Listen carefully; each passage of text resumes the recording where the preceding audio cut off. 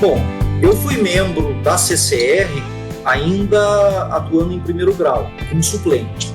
E depois, já como subprocurador-geral, eu fui integrando o colegiado e, posteriormente, coordenador. O cargo eu exerci até bem pouco tempo atrás, até assumir o cargo de subprocurador-geral. E essa experiência, para mim, foi muito proveitosa, né? Desde o início. Eu era procurador em Porto Alegre, à época, e eu pude perceber, por essa atuação na Câmara, situações que ocorriam em outras procuradorias de justiça militar espalhadas pelo Brasil. Alguns casos com certa similitude do que acontecia aqui na minha regional, e outros casos muito diferentes. E eu pude usar, na minha atuação funcional, no meu cotidiano, boas práticas que eram adotadas em outras regionais. Utilizar outros pontos de vista sobre essas matérias, né? E eu enriqueci, posso dizer assim, melhorei a minha atividade funcional. Essa possibilidade de verificar de como se comporta o Ministério Público Militar, de como se comporta a instituição em termos nacionais, o seu conjunto de regionais espalhadas por esse Brasil afora, é que eu considero muito interessante, né? É o principal, ao meu viso, na atividade da CCR. Isso possibilita que, a partir desse pensamento pulverizado da instituição, digamos assim, dar soluções que tragam um pouco mais de uniformidade no trato dessas matérias de relevo à instituição. Então, neste período que eu passei na CCR, especialmente na função de coordenador, exatamente isso que eu gostaria de destacar, essa inflexão, né, que foi realizada no colegiado, passando para uma atividade até então essencialmente revisional, para um trabalho mais na função de coordenação da atividade do Ministério Público Militar, visando exatamente isso, fixar uma linha de pensamento jurídico do Ministério Público Militar, obviamente, né, respeitando o constitucional princípio da independência funcional, que deve nortear a atuação de cada membro. Mas a ideia que nós tivemos nesse período foi a fixação de um norte para a atuação da instituição, um norte para a atuação funcional, em temas de relevo, né, expressando o pensamento jurídico da CCR, e a forma como este colegiado revisional ia se posicionar em tais temas quando trazidos à sua apreciação. Eu poderia citar aqui, por exemplo, a título de mero exemplo, 3 enunciados que eu acho muito interessantes deste período.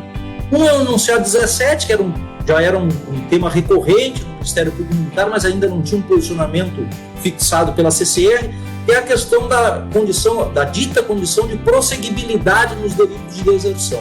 Havia um certo entendimento no STM, um entendimento disparo no Supremo. Nós fixamos, né, o pensamento da Câmara no sentido da inexistência dessa condição de prosseguibilidade. Esse foi um norte importante. O outro, e aí foram temas mais atuais, né, temas recentes, né? O primeiro foi a questão do juiz colegiado versus juiz singular, quando nós tivemos a modificação da Lei de Organização Judiciária Militar, e a CCR se posicionou que essa condição, a competência deveria ser aferida pela situação do agente no momento do fato. Isso foi muito anterior a qualquer posicionamento do Superior Tribunal Militar e muito antes, inclusive, do ingresso do IRDR que foi proposto pelo Procurador-Geral sobre o tema. Inclusive, nesta propositura foi utilizado esse precedente da Câmara de Coordenação e Revisão. E, por fim, o enunciado 18, que também foi a alteração trazida pela Lei 13.491 de 2017, né, os chamados crimes militares extravagantes, e a Câmara fixou no entendimento que a competência da Justiça Militar ela retroagiria mesmo para fatos praticados antes da vigência da lei, não havendo de se falar em ofensa ao princípio da anterioridade da lei penal. Isso também foi muito antes do Superior Tribunal Militar se posicionar em qualquer questão trazida à apreciação daquele tribunal. Então, eu destacaria de importante deste período que eu passei na função de coordenador foi exatamente isso, a possibilidade de atuar em temas atuais de importância crucial para a instituição, contribuindo para a fixação de um norte na atuação do Ministério Público Militar e esse papel de coordenação da Câmara de Coordenação do Ministério Público Militar.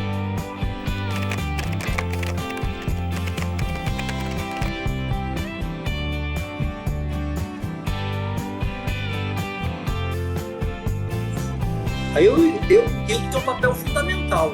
exatamente pelo que eu falei anteriormente, essa visão macro da atuação funcional dos membros da instituição, que é possibilitada, que se consegue na Câmara de Coordenação.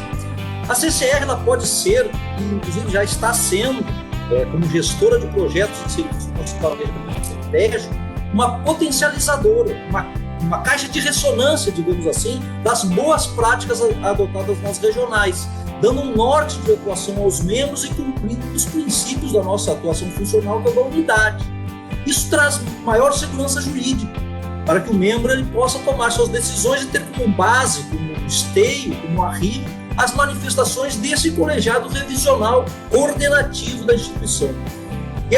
Essa atividade da CCR, ela importa no proferimento de decisões não díspares em assuntos semelhantes. E isso traz também ao público jurisdicionado uma maior segurança, porque também ele pode antever, digamos assim, o pensamento, o comportamento da instituição do Ministério Público Militar. Isso também para outras instituições. E nesse ponto eu gostaria de destacar duas situações de embate recentemente havido em casos rumorosos, ambos do Rio de Janeiro, foram aqueles casos de alegada tortura contra civis por militares integrantes das forças de pacificação, e aquele caso de Guadalupe, que foi a morte de civis por disparos de uma tropa militar contra o automóvel que ele conduzia. Nestes casos, houve uma tentativa do Ministério Público Federal, inclusive com expedição de enunciado das suas câmaras de coordenação, no sentido de inconstitucionalidade de diplomas legais, e se tentou afastar ali a atuação do Ministério Público Militar. E à época nós expedimos 2 enunciados exatamente dizendo que a atribuição para atuar naqueles casos era exclusiva do Ministério Público Militar. Isso possibilitou que o Procurador-Geral suscitasse no CNMP uma reclamação para a preservação da autonomia do Ministério Público. Nós tivemos provimento unânime e ali foi fixada a atribuição do Ministério Público Militar. Este é um exemplo que eu acho bem posto assim, da atuação da CCR no fortalecimento da instituição, possibilitando que o Ministério Público possa bem contribuir com essa missão, dando um norte de atuação aos seus integrantes para a sociedade, e inclusive para outras instituições.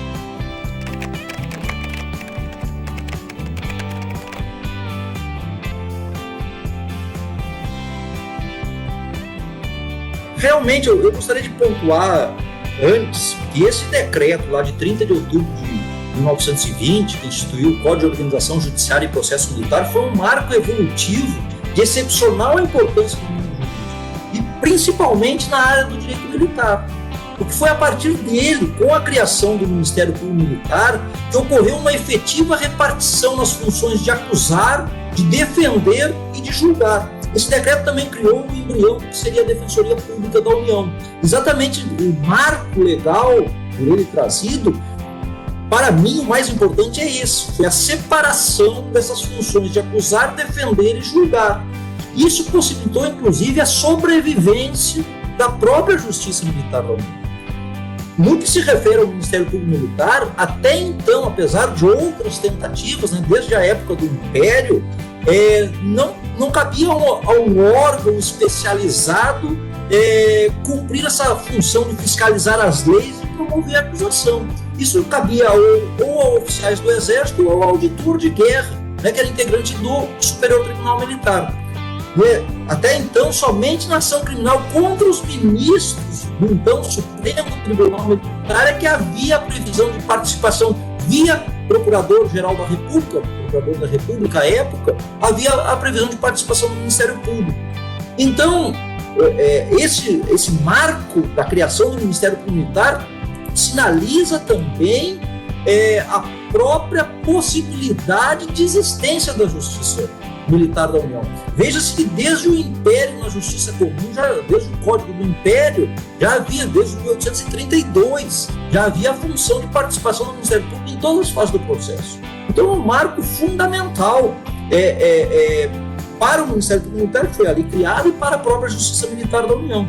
E a partir de então nós tivemos um notável crescimento nesses 100 anos, E isso, após o assento constitucional que foi trazido ao Ministério Público Militar em 34, desde 34, a Constituição de 88, quando traz ao Ministério Público e, por consequência, ao Ministério Público Militar, essa função de instituição permanente, de defesa da ordem jurídica, regime democrático, interesses sociais individuais indisponíveis, provendo ele de todos os recursos, né, inclusive a completa autonomia administrativa, realmente nos caracterizou como uma instituição essencial à função jurisdicional do Estado. Então eu gostaria de deixar aqui registrado a parabenização e, mais do que isso, o reconhecimento e o agradecimento aos membros e servidores de ontem, de hoje, de amanhã, que construíram essa instituição maravilhosa, que ainda constrói diuturnamente a instituição, e que eu, na verdade, rogo que nos seja concedido outros centenários, né?